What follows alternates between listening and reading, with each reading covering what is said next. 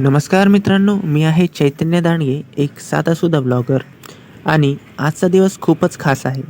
आज आहे 26 जानेवारी, प्रजासत्ताक दिन. याच दिवशी 1950 साली भारताचं संविधान लागू झालं. आपण एक स्वतंत्र प्रजासत्ताक देश झालो. आपल्या तिरंग्यालाही स्वतःचा अर्थ आहे. केशरी रंग धैर्य आणि त्याग दाखवतो.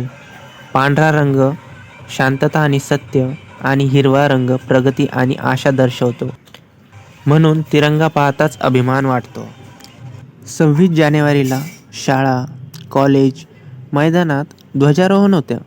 शाळेचे दिवस आठवतात. रांगेत उभं राहून राष्ट्रगीत म्हणणे आणि देशासाठी काहीतरी करण्याची स्वप्न पाहणं.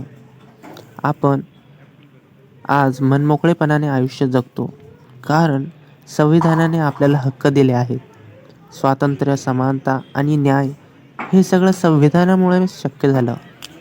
भारताची खरी ताकद म्हणजे त्याची एकता.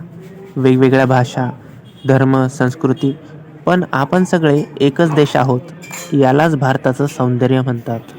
26 जानेवारी आपल्याला आठवण करून देतो की देशाचं भविष्य आपल्याच हातात आहे. संविधानाची मूल्य जपली, जबाबदारीने वागलो तर भारत नक्कीच अजून मजबूत बनेल. भारतीय असल्याचा अभिमान आहे. सर्वांना प्रजासत्ताक दिनाच्या हार्दिक शुभेच्छा. जय हिंद.